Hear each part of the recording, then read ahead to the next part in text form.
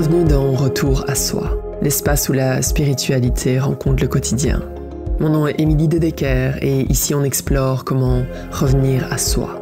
Pas en fuyant le monde, mais en l'habitant pleinement. À travers des interviews, des histoires inspirantes, on va découvrir comment des êtres utilisent leur vie, leurs relations, leurs expériences pour toucher quelque chose de plus vaste. Comment développer certaines qualités, accéder à une spiritualité incarnée et devenir qui tu es vraiment. Pas en répondant aux demandes du monde, mais en honorant ton propre design. Alors installe-toi confortablement et profite du voyage.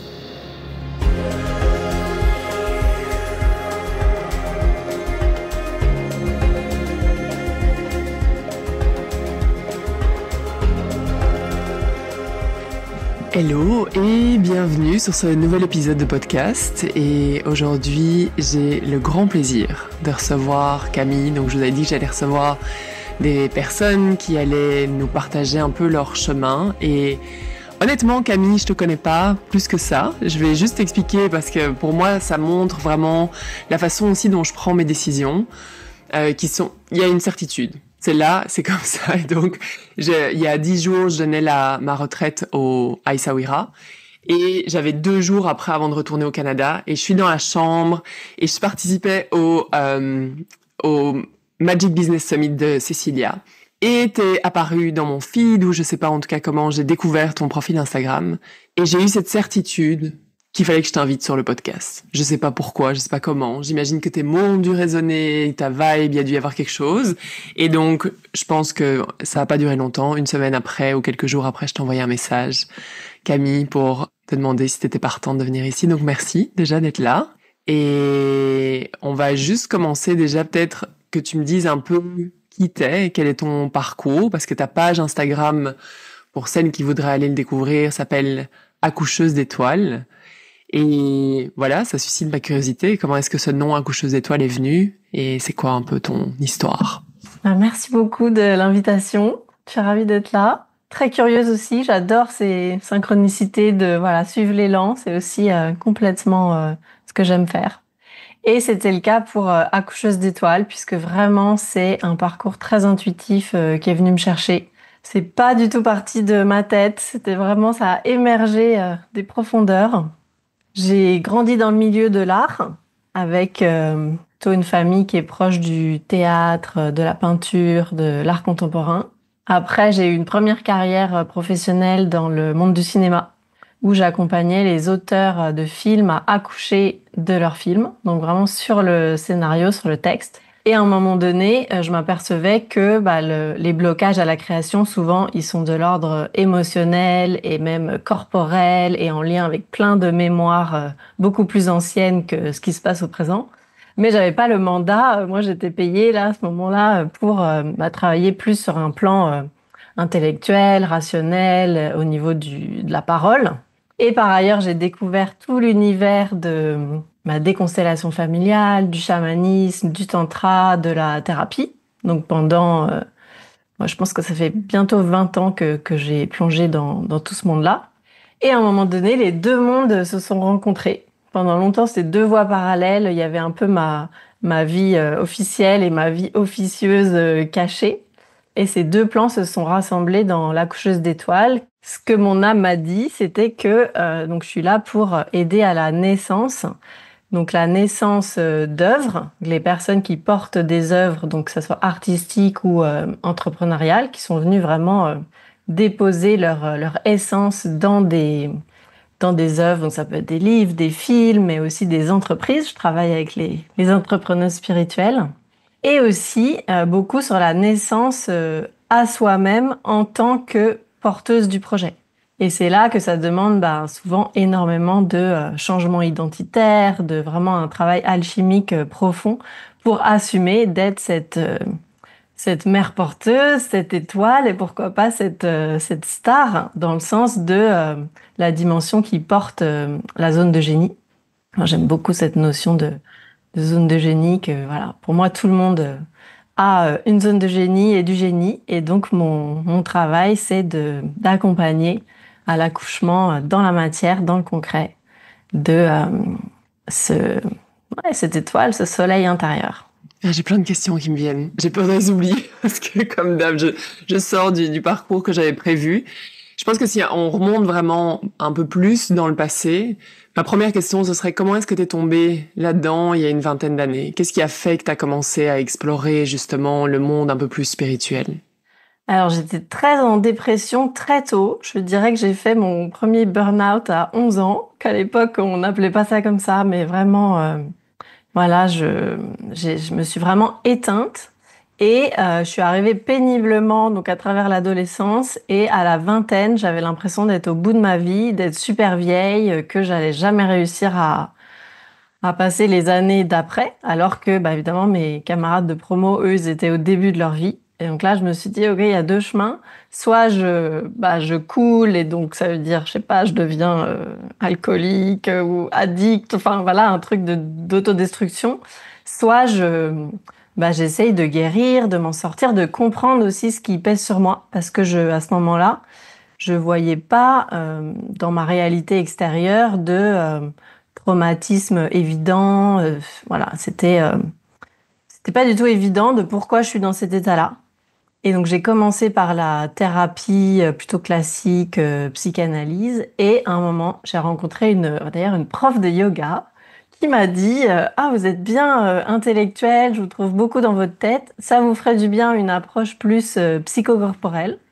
Et là elle me parle des constellations familiales que je connaissais pas du tout à l'époque. Et elle me donne un nom, c'était un duo de personnes qui proposaient un groupe. Et là, je suis allée, j'ai plongé.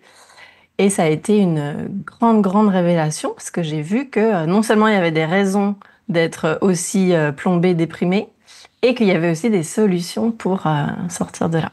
Ah, c'est super intéressant parce que je pense qu'il y en a beaucoup qui vivent ça, une sorte de mal-être. Et tu dis, mais toute ma vie va bien, en fait. Je vois pas d'où ça vient, je vois pas. Après, il y a toujours la limite de, c'est un reflet parfois que je peux avoir de personnes qui sont peut-être moins sur ce chemin et qui disent, OK, mais où est la limite, tu vois, est-ce qu'il y a un besoin d'aller creuser? C'est sûr que toi, dans ta réalité, il y avait vraiment une problématique de burn-out à 11 ans, c'est vraiment super jeune, pour vivre ce genre de choses. Et donc, à travers ça, t'as réussi à découvrir qu'il y avait peut-être des histoires familiales ou des choses que tu portais, c'est ça? Exactement. Ouais, exactement. Est-ce que tu as vécu ce sentiment justement de OK, mais c'est quand la fin en fait?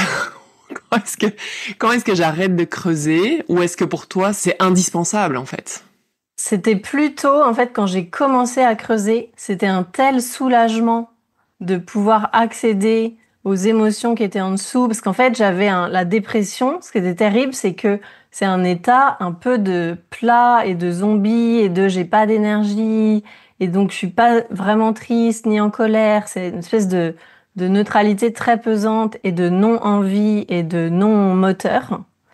Et quand je suis entrée dans le champ, on va dire, du psychocorporel et de la guérison, là, j'ai commencé à accéder corporellement à des vraies sensations, des vraies émotions. Et en fait, ça, non seulement ça m'a soulagée, mais ça a aussi déclenché une passion. Je me suis dit, non, mais c'est génial, quoi, cet univers. Puis c'est devenu un peu comme un grand parc d'attractions de toutes les méthodes possibles. Et donc, j'ai exploré avec beaucoup de passion, d'envie, de curiosité et aussi d'ouverture à un monde qui était pas du tout présent dans mon milieu familial d'origine, où en fait tout ce qui est le sacré, eux on va dire ils sont athées pour faire simple.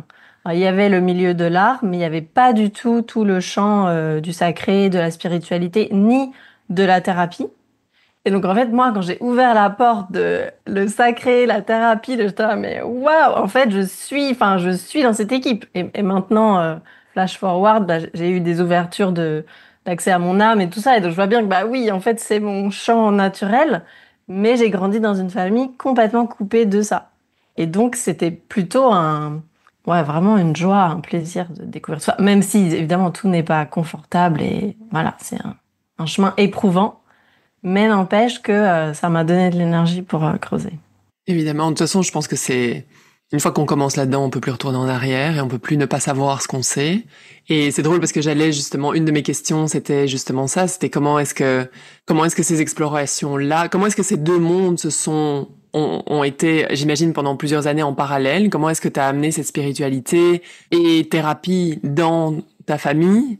Est-ce qu'il y a eu de la résistance? Comment ça s'est passé pour toi? Est-ce que tu l'as partagé avec eux déjà? Alors, assez peu parce qu'il y a vraiment un non-intérêt. Voilà, c'est pas leur champ, c'est pas leur monde. Donc, j'ai pas tellement cherché à en parler. Mais par contre, c'était plutôt comment je réconcilie dans ma vie et professionnelle et personnelle. Et en fait, le cœur, c'était sur la création, où j'étais aussi moi-même, en fait, on pourrait dire artiste bloqué. C'est-à-dire que j'avais des élans créatifs, mais j'étais très frustrée de ça restait dans ma tête, j'arrivais pas à concrétiser. Et c'était aussi mon métier d'accompagner les artistes. Et donc, j'ai cherché à la fois me débloquer moi et pouvoir proposer je sais pas si le mot c'est solution, mais en tout cas des contenants, des espaces pour que les artistes puissent aussi venir se libérer et s'inspirer les uns des autres. Moi, j'adore les groupes pour ça parce qu'il y a vraiment des résonances et c'est un chaudron alchimique collectif. Et je me rappelle que ça a fait tilt c'était un stage de danse chamanique en Suisse.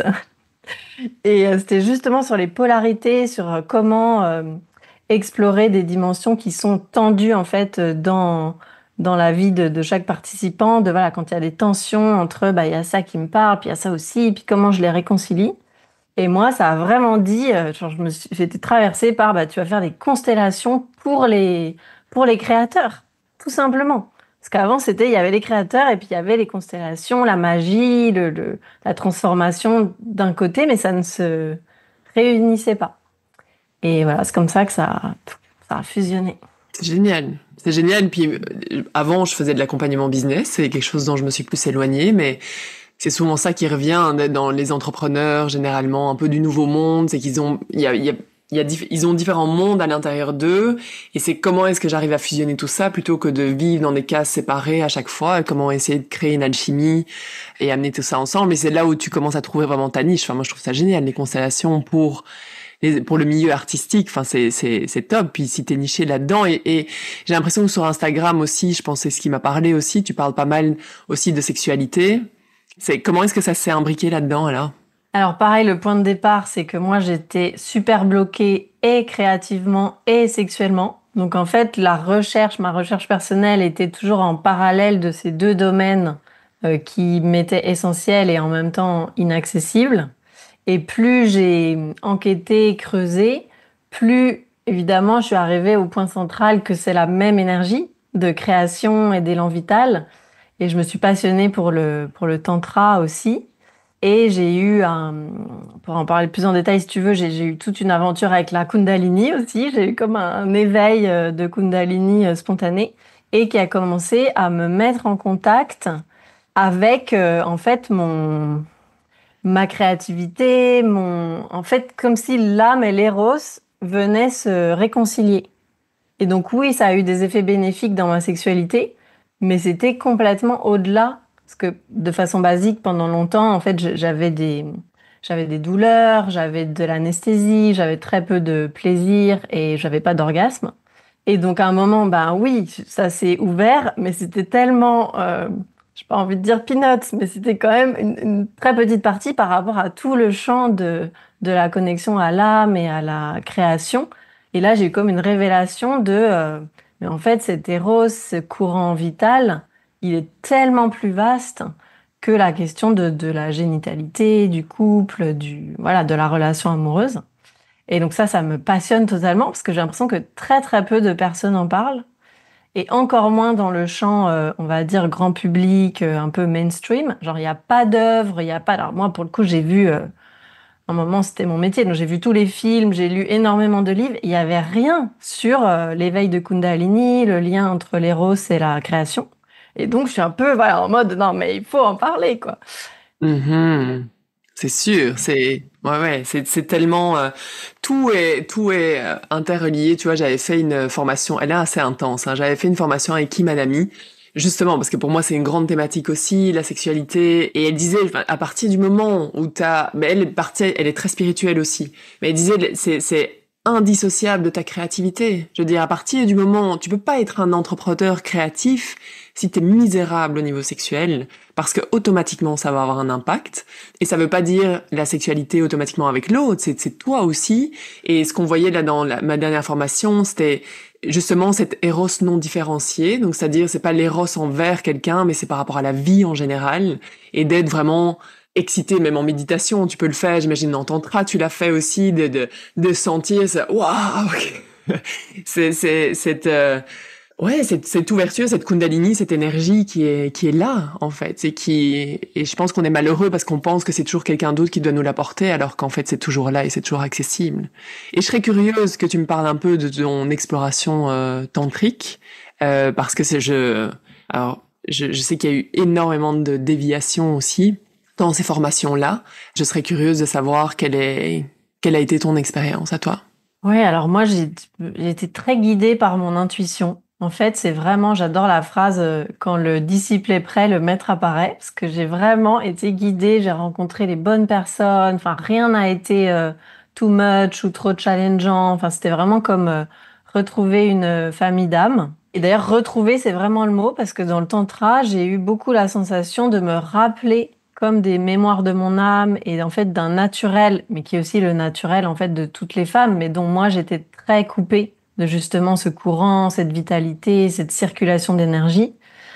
Et donc je suis allée dans des espaces qu'on appelle tantra, mais qui sont en fait pour pouvoir, et souvent c'est par la danse, par le mouvement, par le souffle, par le massage aussi. Le massage a été très précieux dans mon chemin. Du massage qui est non intentionnel, donc qui n'a rien à voir avec la dimension érotique qu'on peut parfois projeter sur le mot tantra. Là, c'est vraiment la présence et la non-intention qui permet au corps de justement se détendre et de s'ouvrir à la circulation d'énergie. Et plus je pratiquais, plus ça me rappelait en fait à qui j'étais. Et il se trouve que la Kundalini, elle a aussi ouvert, on va dire, le multidimensionnel. Et donc j'ai commencé à aussi voir des vies passées, accéder à comme des sagesses de mon âme, mais tout ça de façon assez spontanée, naturelle et pas du tout effrayante. Et je tiens aussi à témoigner que enfin, dans mon expérience, ça a toujours été doux et assez progressif. Alors souvent avec beaucoup de larmes, mais pas des larmes inquiétantes. Et le tantra, ouais, c'est comme la maison. J'aime beaucoup cette idée qu'en fait le tantra, donc c'est une philosophie qui vient d'Orient, et qu'en fait ça correspond à la tradition alchimique en Europe. Et pour moi, je le vis comme ça, en fait, comme une alchimie intérieure de réconciliation entre les polarités, le yin et le yang en soi, l'ombre et la lumière, le plomb et l'or. Et donc, c'est quelque chose de très naturel qui finalement m'a pas paru. D'ailleurs, je suis pas allée en Inde, je suis pas allée voir les traditions, on va dire, à la source. Ça a plutôt été par le biais d'enseignants qui font déjà une forme de pont et de traduction et qui ont réveillé ce qui m'apparaît comme des connaissances qui étaient déjà là et qui, je pense, est présente chez les femmes en particulier qui ont cette sagesse du corps, quoi. Ouais, c'est ce que tu vois, plus chez les femmes. Enfin oui, j'en ai la conviction aussi, mais est-ce que tu travailles avec des hommes aussi ou c'est vraiment purement des femmes? Dans les constellations, oui. Alors surtout au début, parce que je travaillais beaucoup avec des scénaristes et là, il y a plus d'hommes. Et petit à petit, je me suis spécialisée dans justement Eros et création et aussi tout le lien avec le transgénérationnel qui pèse sur le féminin.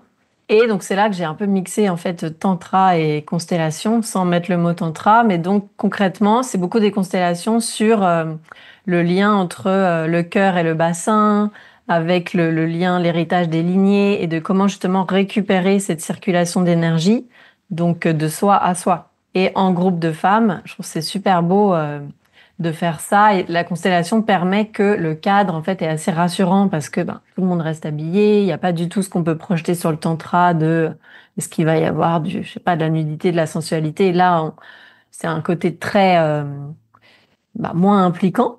On est plus sur le plan symbolique, émotionnel, énergétique et avec beaucoup de progressivité. Moi, je fais très attention au consentement pour que chacune se sente à l'aise d'aller à son rythme et de pouvoir aussi sortir de l'expérience à tout moment pour pas que ça soit trop confrontant. Et avec ce dispositif-là, je trouve que ça permet de toucher à la fois ce que j'appelle le plomb, donc les densités, les mémoires lourdes qui ont besoin d'être libérées. Et aussi toute la partie or, c'est-à-dire circulation d'énergie, courant extatique, voilà, et inspiration de quelle est l'œuvre à naître. Hmm, génial. Et ça amène vraiment cette notion de paradoxe qui est pour moi très très présent chez les femmes. C'est le plomb et l'or et cette conviction, c'est quelque chose dont je parle souvent. On pense devoir être l'un ou l'autre.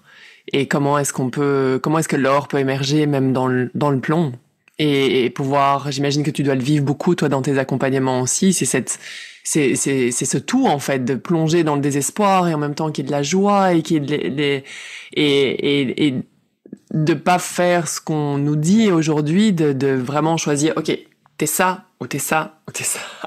Et ça me fait penser d'ailleurs, quand tu partages, toi, sur les réseaux sociaux, c'est quand même des partages assez intimes que tu fais. Et dans cette idée où, voilà, on est ça, on est ça, on est ça, moi je sais qu'il y a un frein que j'ai toujours eu, c'est de dire, bah ok, et pourtant je l'ai toujours fait, mais je sens qu'il y a quand même un petit frein de vraiment dire, ok, ben là ça va pas en fait. Ça va pas parce qu'il y a cette projection et les autres vont dire, ah, elle est dans une période où ça va pas du tout, Émilie. Alors que pas du tout. Je vais bien et je vais pas bien en même temps. Il y a cette alchimie totale. Et comment est-ce que toi tu vis en fait ce partage de choses très intimes, justement par rapport à ta famille, par rapport, tu sais, est-ce qu'il y a des craintes de ta part justement au niveau de projection que tu pourrais avoir? C'est tout un chemin sur, ouais, j'ai traversé beaucoup de peurs, beaucoup de honte, en fait, avec un côté un peu sorti du bois, coming out, plus sur la dimension, en fait, sorcière, magie, spiritualité, sexualité. C'est ça qui était difficile, à assumer. Pas tant par rapport à la famille, mais en fait à tout l'environnement. Encore une fois, c'est comme si j'ai un côté archétype du vilain petit canard qui en fait est un signe, c'est-à-dire que là où j'ai grandi, ça n'existe pas. Et donc ça a été compliqué pour moi de dire bah non seulement chez moi ça existe, mais dans mon ressenti c'est qui je suis et c'est naturel. Et il se trouve que mon artiste intérieur a vraiment des plans d'aller faire ça sur scène. Donc j'ai un projet de spectacle seul en scène. J'ai envie d'écrire d'autres livres, notamment le deuxième qui est en cours d'écriture sur la sexualité. Et donc je sens que j'ai vraiment un élan qui pousse fort à transmettre en fait en public tout ce que bah, moi j'ai pas appris justement dans les livres et que j'ai cherché longtemps et que je trouve vraiment merveilleux et que j'ai envie de partager à toutes les femmes. Donc il y a vraiment cette part de moi qui en fait limite est assez, je veux dire, assez punk, assez, enfin qui peut aller loin, qui a vraiment un truc un peu extravagant et qui est, tu parlais de paradoxe, qui est très très en inversion avec d'autres parts de moi qui se sont construits en défense, qui sont super discrètes, timides. Enfin, tout mon mécanisme de défense, c'était je suis invisible, on me voit pas, je parle pas, je me fonds dans le décor. Voilà, donc ça, il y a eu énormément, et il y en a encore régulièrement, il y a des paliers de tension entre, c'est quand même, pour moi, la sécurité était de ne pas parler et d'être caché, et mon désir, quand on parlait d'Eros et d'Eros connecté à l'âme, mon âme et mon désir, elles sont là, non, on y va à fond, puis avec un côté un peu même, un peu chaud, un peu striptease, moi j'adore le mot soul stripper. Voilà, il y a un côté, voilà, qui va se dénuder, mais évidemment pas que corporellement, même si ça peut aussi faire partie de mon plaisir, mais voilà, de pouvoir aller exposer et que cette exposition, c'est une transmission. Mais voilà, ça demande d'aller accueillir et d'aller. C'est pour ça que je travaille aussi beaucoup avec l'enfant intérieur, où bah là, c'est une zone hypersensible, qui est celle aussi qui a été blessée, qui n'a pas été reconnue, donc c'est délicat. Mhm.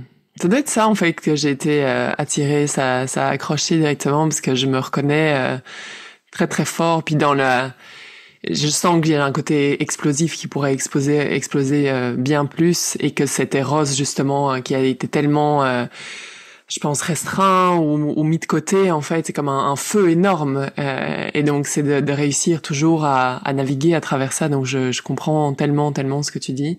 Est-ce que tu as eu des moments vraiment difficiles, tu dirais, ou des Ah bah plein, ouais, plein. ouais, rassure, Et je rassure les crois que femmes qui écoutent.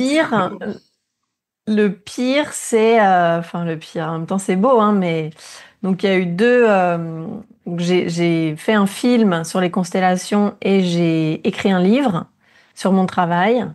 Et les deux, et surtout le livre, ça a vraiment coincé très très fort sur être une femme publique. Genre prendre la parole publiquement. Et dans femme publique, on entend aussi potentiellement les mémoires de prostitution, tout ça, et que c'était assez fort aussi dans mon champ.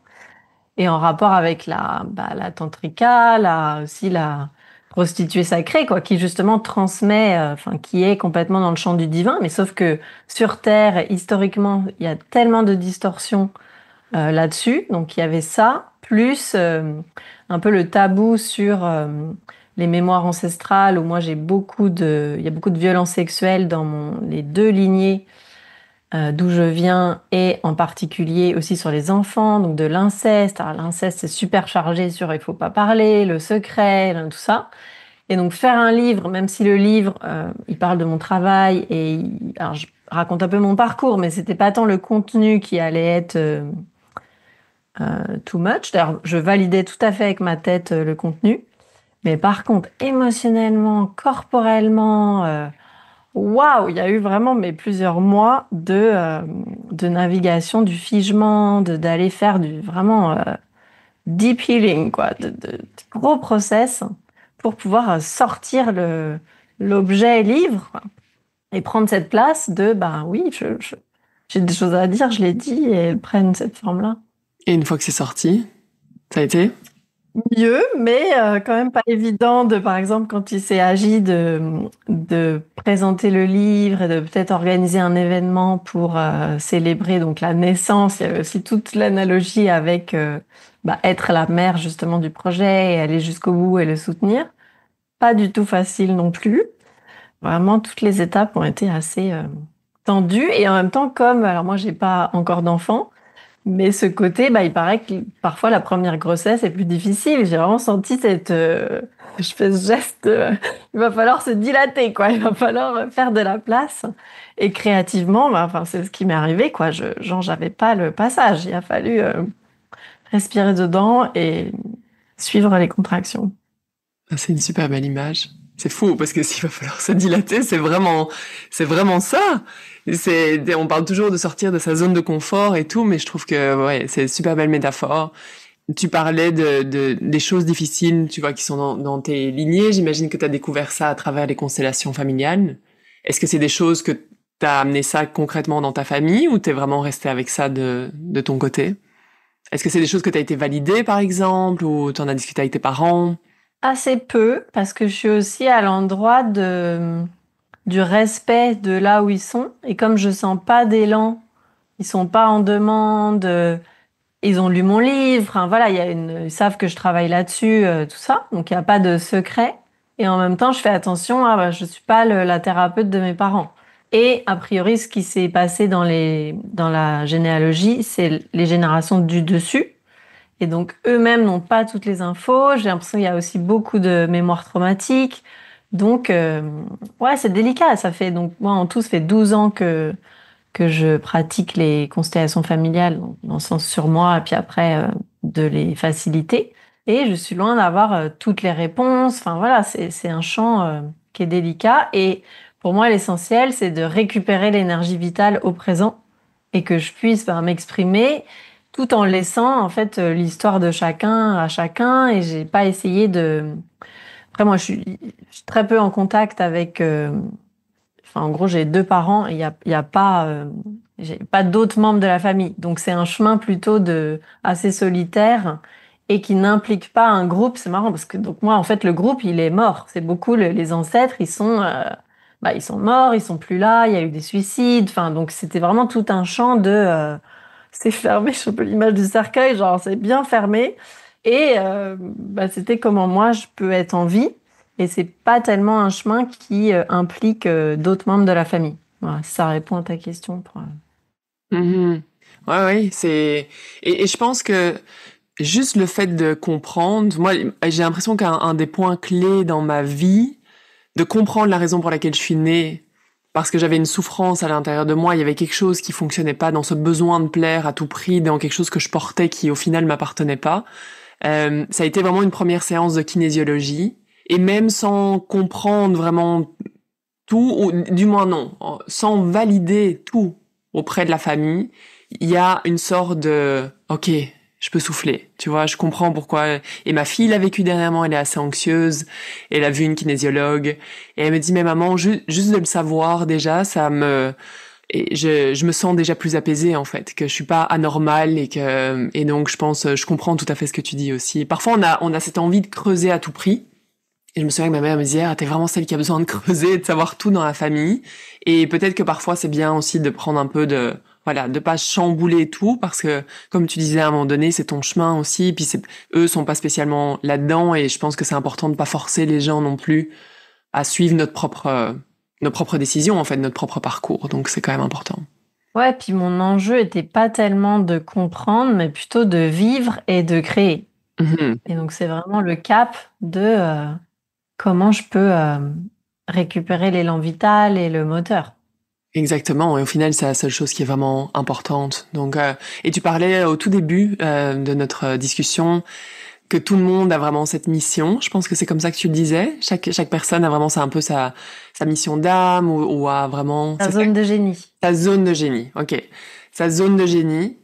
J'imagine qu'il y a des femmes qui arrivent dans tes contenants et qui disent ok, moi ma zone de génie, je l'ai pas là.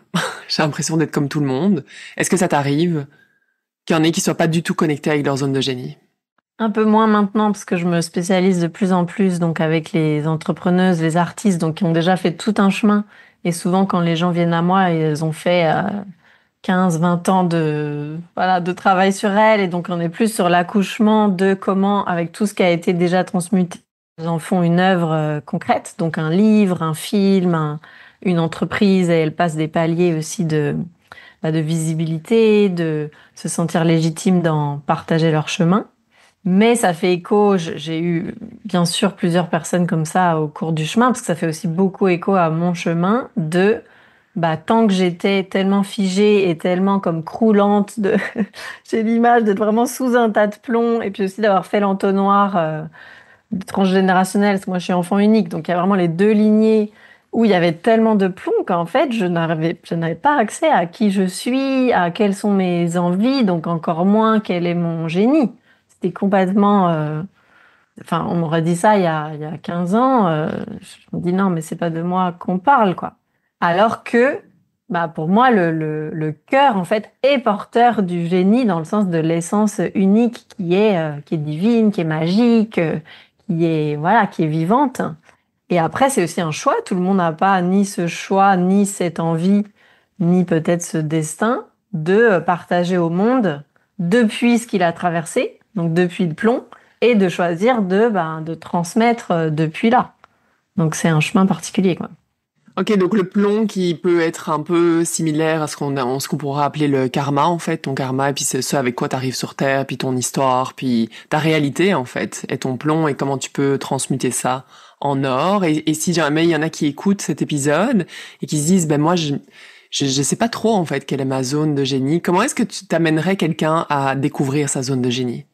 Pour moi, la base, c'est le dialogue avec l'enfant intérieur, qui est, moi, le porteur de lumière, quoi, le porteur de l'essence et qui est très au contact avec l'être profond, avec qui est la personne.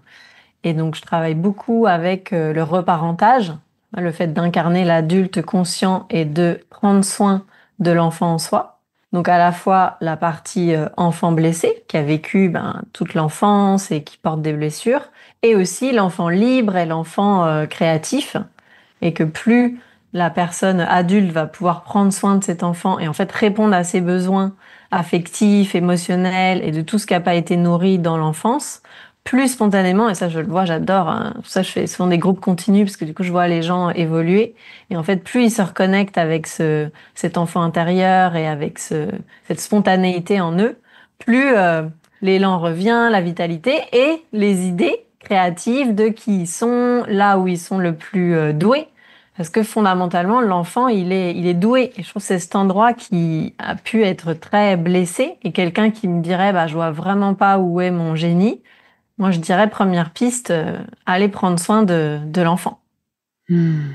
Ouais. Définitivement. Et puis retrouver le jeu dont on s'éloigne tellement et la joie, tout devient tellement sérieux, sérieux. Même la spiritualité peut devenir incroyablement sérieuse au lieu de continuer à s'amuser. Et pour moi, c'est clair, c'est une piste tellement, tellement importante. Et donc, quand les gens rentrent dans tes contenants, comment est-ce que tu accompagnes concrètement? Donc, il y a les entrepreneurs, il y a les artistes accouchés d'un projet. C'est quoi les accompagnements concrets que tu offres? Il y a les groupes en présentiel. Donc là, ça ressemble à des constellations en groupe. Donc les personnes vont incarner les différentes parts de soi ou des membres de la famille. Donc il y a un côté un peu théâtral, un peu jeu de rôle, même s'il n'y a pas du tout d'impro, hein. C'est vraiment se laisser traverser par des informations et passer par le corps. Moi, j'adore que le corps soit j'ai dit le cœur, le corps, les deux, soit au centre, puisque le corps ne ment pas.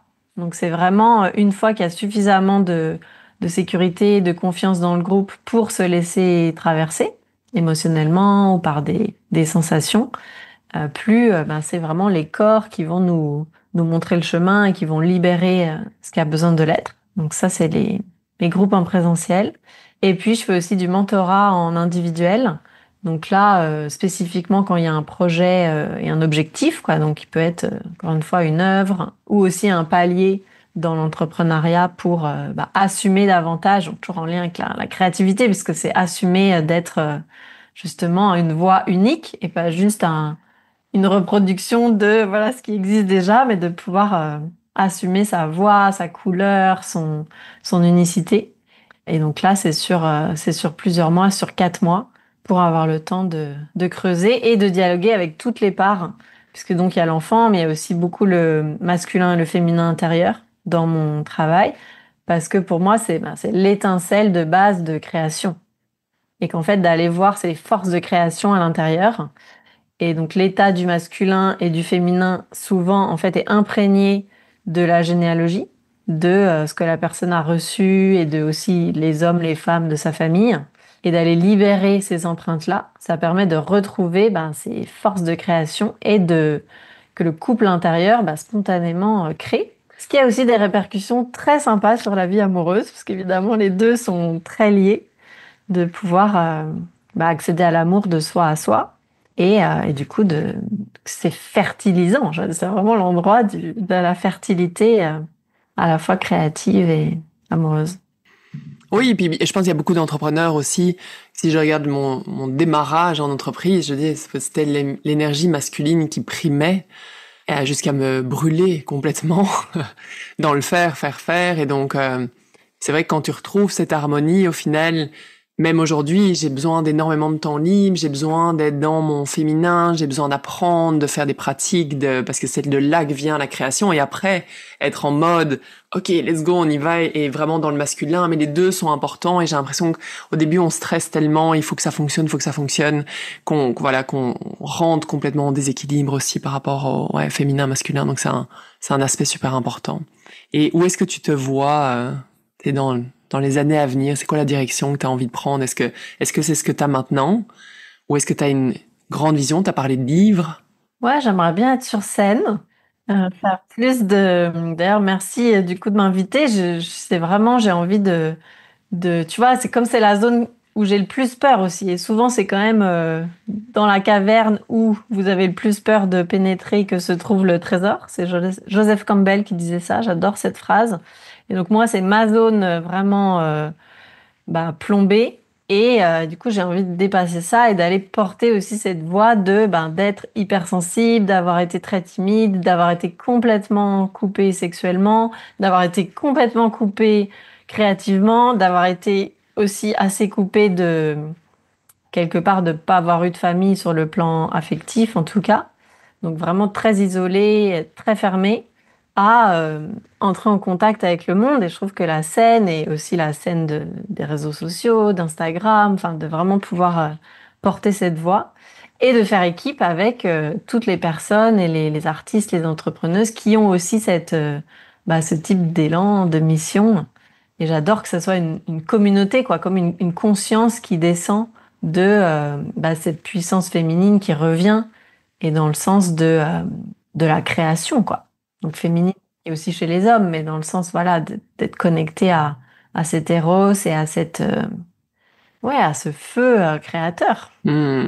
Génial. Scène, événement, co-création. J'ai comme plein d'images qui me viennent. Parce que pour moi, c'est quelque chose de tellement, c'est une direction que j'ai envie de prendre. Pas spécialement la scène, mais de vraiment co-créer et de vraiment avoir on travaille tous de façon très isolée souvent. Et je pense qu'il y a tellement de magie. T'es juste là déjà dans la discussion. Je trouve ça absolument génial. Donc, merci beaucoup, Camille. Je sais pas s'il y a d'autres choses que tu voulais partager et qu'on n'a peut-être pas eu l'occasion d'aborder. On a moins parlé de toutes les mémoires de l'âme, mais c'est tout un chapitre. Pour moi, c'est un peu comme une croix, c'est-à-dire que j'aime bien voir l'horizontale, c'est les ancêtres. Donc voilà, le lien, la famille, les ancêtres, toutes ces mémoires-là. Et à la verticale, les mémoires de l'âme, dans le sens, les vies passées, aussi le galactique, donc les plans qui sont unifiés. Et pour moi, il y a énormément de sagesse à récupérer dans, j'aime bien les appeler les vieilles âmes, donc les personnes à qui ça parle et qui ont en fait une forme d'affinité spontanée avec, souvent les archétypes sont une bonne porte. Donc par exemple la sorcière, la magicienne, la prêtresse, et qui, en fait, bien souvent, sont comme des acquis, quelque part, de l'âme, qui a déjà beaucoup œuvré à ce niveau-là et qui porte une sagesse. Et ça, j'ai aussi très à cœur de passer le message qu'aujourd'hui, c'est possible, qu'on est suffisamment en sécurité, en tout cas dans nos pays, voilà, où c'est légal de faire ce type de métier, et pour vraiment encourager les personnes qui portent ces codes-là, qui portent cette magie, à aller les mettre en public, quoi, au service du collectif, pour participer à cet éveil, à ce réveil collectif. Toi, tu travailles avec tout ça justement, donc avec parce que parfois comment dire la notion. Je me souviens que j'avais posé la question à une de mes professeurs. Quand est-ce que tu sais que c'est une ancienne vie? Quand est-ce que tu sais que c'est intergalactique? Ou alors si c'est ancestral? Et elle me disait qu'ancestral, généralement, tu sens que c'est pas toi. Parce que c'est vraiment une autre personne dans ta lignée qui a porté quelque chose. Et donc, tu sens que dans l'énergie, c'est très différent. Alors qu'une ancienne vie, tu sens que c'est la même âme, en fait, qui est incarnée. Et donc, il y a vraiment quelque chose. Je sais pas si toi, t'as une autre réponse, mais c'est ce qu'elle m'avait apporté à cette époque-là. Et c'est vrai qu'on peut sentir au niveau de l'énergie que, OK, ça c'est peut-être plus connu. Ça fait partie de moi et de mon âme. Et je sens que c'est peut-être plus une ancienne vie. Parce qu'autrement, comment est-ce qu'on fait la différence vraiment entre les deux? Moi, j'ai pas tellement eu ce questionnement. J'ai plutôt l'enjeu de comment assumer et de mettre au service, en fait, ce qui préexiste au service du présent. Parce qu'en fait, moi, et notamment sur le féminin, il y a quand même un grand écart entre, on va dire, ma personnalité, Camille, mon vécu là de Camille depuis j'ai 39 ans, et en fait les mémoires de mon âme qui, enfin voilà, les prêtresses, le tantra, en fait, tout ça c'est du connu. Et donc j'ai une capacité à accueillir, à reconnecter, à faire des soins, tout un champ qu'en fait j'ai pas appris dans cette vie, mais qui s'est reconnecté. Et donc souvent, j'accompagne les personnes qui ont comme toute cette bibliothèque qui est disponible et dans la période de traduction, en fait, pour qu'elles osent, et souvent elles sont déjà un peu thérapeutes, elles ont déjà été au contact avec ces dimensions-là, mais elles osent pas, c'est un peu la blessure ce que je disais, la sortie du bois, la sorcière qui ose pas se montrer, et elles osent pas venir sur le devant de la scène. Donc je suis pas tant dans aller faire le tri de d'où ça vient, plutôt que celle pour qui c'est présent, de dire go, on y va, quoi. C'est génial parce que ça montre je pense que ce qui se passe souvent dans la spiritualité, c'est ce besoin du mental de comprendre. Alors qu'en fait, ce que tu dis, c'est au final, c'est juste d'aller voir c'est quoi, qu'est-ce que ça m'apporte aujourd'hui, en fait. C'est quoi les cadeaux que ça m'apporte aujourd'hui plutôt que d'essayer vraiment de comprendre la source. Exactement. Et il y a ce côté mental qui a toujours besoin de comprendre, scientifique et c'est vrai que ça met du temps avant de vraiment commencer à se faire confiance, comme les gens qui canalisent des choses, par exemple. Tiens, est-ce que c'est mon mental? Est-ce que ça vient d'ailleurs? Est-ce que, comme le light language, ou il peut y avoir plein de choses différentes et ça ramène à vraiment la créativité, en fait, et d'ouvrir ce canal de plus en plus et s'autoriser totalement imparfaitement, en fait, d'aller explorer ça sans essayer de se dire, tiens, est-ce que c'est bien? Est-ce que c'est mal? Est-ce que c'est vrai? Est-ce que c'est pas vrai? Et la seule chose qui est importante, c'est que c'est présent maintenant. Ouais, et pour le mental, ce qui me paraît important et une clé qui est assez rassurante, c'est le cadre en fait, à la fois pour soi et pour les autres, pour les personnes qui sont accompagnantes, c'est d'être en clarté sur comment je prends soin de moi et donc là, au premier degré de mon humaine, ma sensibilité, de est-ce que je me fais pas violence, est-ce que je vais pas trop loin, est-ce que je suis bien dans mon propre consentement. Et si je suis suffisamment en sécurité sur mes besoins de base, et bien là, c'est OK de s'ouvrir à d'autres dimensions. Et pareil, si c'est avec un groupe, de bien s'assurer qu'il y a le cadre de base et qui prend soin des besoins, voilà, déjà de l'humain et du sensible, avant d'ouvrir un champ qui serait potentiellement trop. Enfin, c'est un peu le risque du bypassing, d'aller directement dans OK, je vais m'ouvrir à la multidimensionnalité, mais s'il n'y a pas la base de sécurité, ça marche pas, quoi. Voire même, c'est dangereux. Exact. Et ce qui est arrivé souvent, ça revient à ce que je partageais. Et pour le tantra, en fait, ce que je partageais par rapport au tantra, c'est plus par rapport au néo-tantra, en fait, ce qui est vraiment l'axe un peu plus autour de la sexualité. Alors ça, ouais, moi j'ai expérimenté aussi euh, des formats qui impliquent de la sexualité et j'ai vraiment senti que je pouvais pas y aller avant un certain stade d'intégration. Par exemple, même le tantra, le chamanisme, ça fait très longtemps que ça m'attire.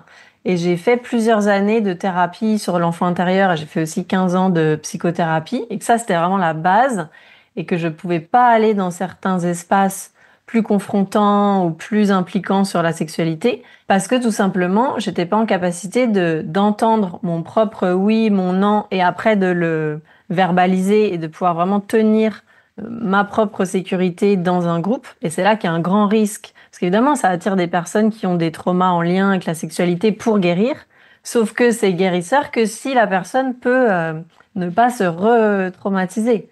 Donc c'est vraiment cette écoute subtile et sensible de soi. Et encore une fois, moi j'ai envie de dire, mettre l'enfant intérieur en priorité. De si l'enfant se sent pas sécurisé, s'il y a des parts qui ont peur, ça c'est un signal d'alerte pour ne pas se mettre dans des environnements qui soient trop confrontants et qu'une fois qu'il y a, puis ça peut être progressif puisqu'il y a plein maintenant de stages différents et d'avoir de la clarté, y compris peut-être de demander au facilitateur, ok, c'est quoi le cadre, jusqu'où ça va, comment est-ce que je peux bien prendre soin de mes limites et de sentir si vous êtes confortable avec ça et après de pouvoir aller petit à petit, quoi. Hmm.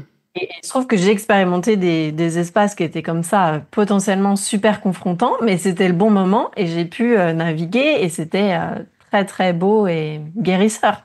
Ouais, je pense que c'est important de le faire vraiment avec les bonnes personnes.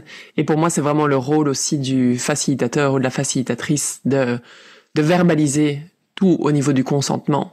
Donc, est-ce que tu es d'accord d'être touché, par exemple, ou est-ce que tu es d'accord de si, ou si jamais à un moment donné vous n'êtes pas d'accord avec quelque chose, vous pouvez vraiment de donner cet espace-là, ce qui souvent était peut-être pas le cas. Si je prends l'exemple du yoga Kundalini, si tu prends vraiment le yoga Kundalini traditionnel, ça peut être très très intense et ne pas respecter les corps du tout, et d'avoir poussé des gens vraiment dans des extrêmes et au final c'est beaucoup plus néfaste qu'autre chose. Et donc je pense que la notion du consentement est importante et comme tu le dis aussi de s'écouter vraiment et de trouver cette ligne fine entre j'ai peur mais il faut que j'y aille ou j'ai peur c'est vraiment pas safe du tout comme endroit quoi. Exactement, et puis du pouvoir personnel, quoi, de faire attention à pas remettre son pouvoir, son autorité personnelle dans les mains de la personne extérieure et puis avoir des biais de pouvoir parce que c'est un enseignant, c'est un facilitateur ou facilitatrice, elle sait mieux que moi. Ça c'est vraiment un point de vigilance de bien rester maître à bord et de s'écouter, quoi. Exactement, super important pour pas en sortir comme tu disais plus blessé qu'autre chose. Merci beaucoup Camille pour tout. C'était vraiment super de t'avoir ici.